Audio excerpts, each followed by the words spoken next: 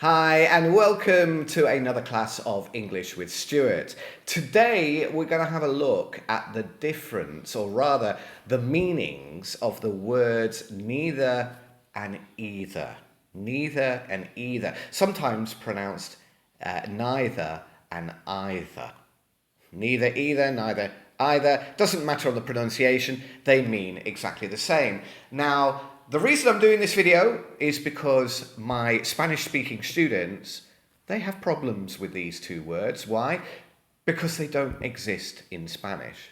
So today we're going to cover this, but before we do, if you have any comments, please put them below. If you have any suggestions for videos that you would like me to do for you, I'm open to all suggestions to help you improve your English. And remember, please click like, subscribe, and share. Okay, neither, either. What do they mean? Well, let's imagine a situation, a scenario. So you're on a flight, a transatlantic flight. You're flying across the Atlantic Ocean from the Americas to Europe, or the other way around. Now, what normally happens on a 7, 10 hour, 12-hour flight across the Atlantic is that the airline will give you a meal.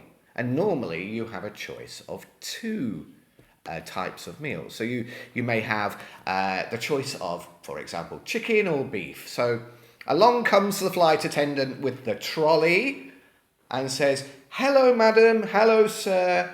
Would you like the beef or the chicken?" Now, you like beef and you like chicken. So to you, it doesn't matter. Yeah, you don't mind. You couldn't eat the beef, you could eat the chicken. So you could say either of them. Either. So one of two. Either of them. Whichever. One of two.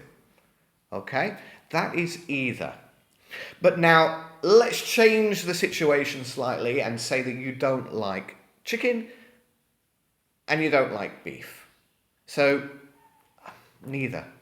Yeah, I don't like either of them. Now I'm using the word either because I just used the negative I don't like. I don't like either of them. Remember, we can't double negative in English. Or I could say I like neither of them. You could say I like neither, I don't like either. Although us natives, we have a strong habit of making the auxiliary verb negative, so I don't like either would be more common.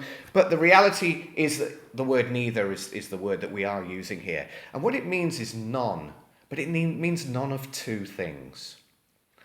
You see, when you look at the words none or any, you are in fact talking about more than two. Let's have a look at another scenario. So you're on a very posh, a very first class, business class air flight across the Atlantic. So now you don't have choice of just two options, because you're not in economy now. You have the choice of three.